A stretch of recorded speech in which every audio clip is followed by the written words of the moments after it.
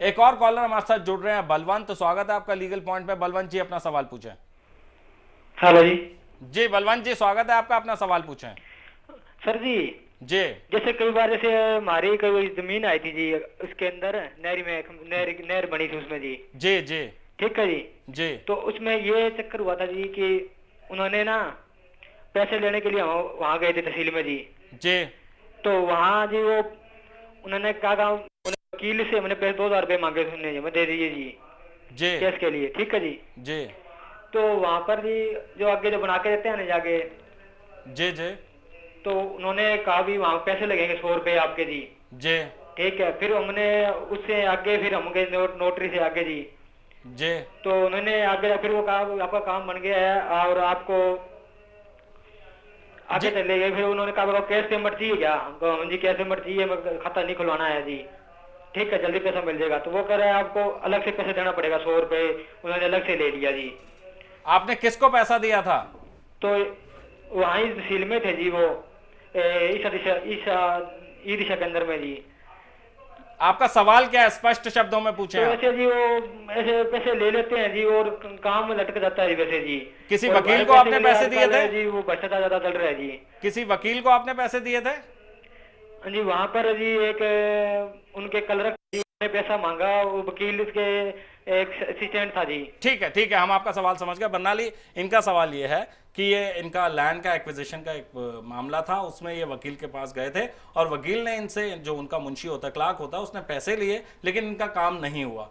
तो साफ तौर पर ये बार काउंसिल में जा सकते हैं, उसके खिलाफ शिकायत कर सकते हैं। तो हाँ, वकील के खिलाफ भी शिकायत कर सकते हैं, लेकिन पहले ये है कि वकील से एक बार बात कर लीजिए कि वो पैसे पहुंचे कि नहीं वकील के पास। उसके बाद आप बार काउंसिल में जाके बात कर सकते हैं। और इनको ये भी बता दीजिए कि स्टेट बार काउंसिल जो है, हर राज्य में एक बार काउंसिल होती है, वहां ये शिकायत कर सकते हैं। पहले वकील से बात करें, पहले वकील से बात करें, फिर उसके बाद जो हर स्टेट में जो ये बार काउंसिल होता है वहां पे जाके बात कर सकते हैं। तो उम्मीद है आपको अपने सवाल का जवाब मिल गया होगा। और हम बात कर रहे हैं लीगल पॉइंट में आपके कानूनी समस्याओं की। उनका अगर आपको समाधान चाहिए तो आप हमें फोन कर सकते हैं। हमारे फोन नंबर्स आपकी स्क्रीन पर फ्लैश कर रहे हैं। फिलहाल वक्त है एक छोटे से ब्रेक का। ब्रेक के बाद आपके सवालों का और हमारे जवाबों का सिलसिला जारी रहेगा।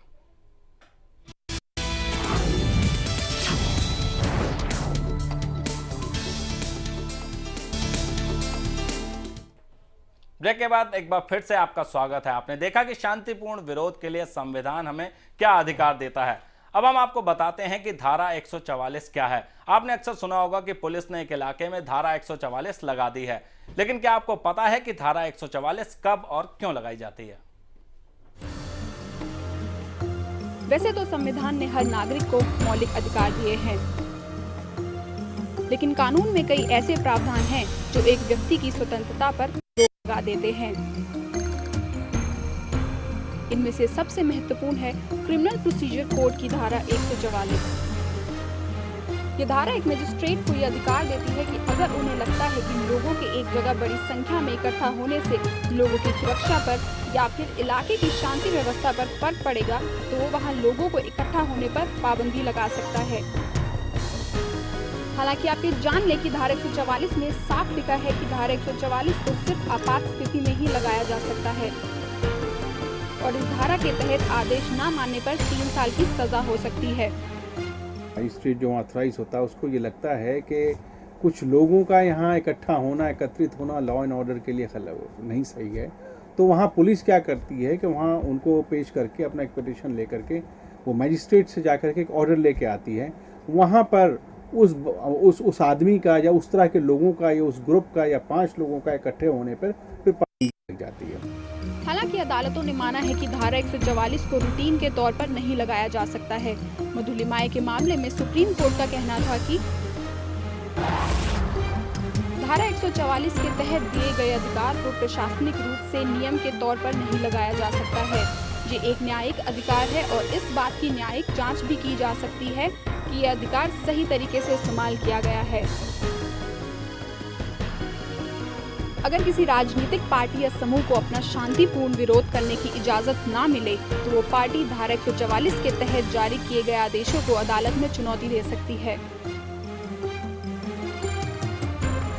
लीगल पॉइंट के लिए निशिका अरोरा, इंडिया न्यूज।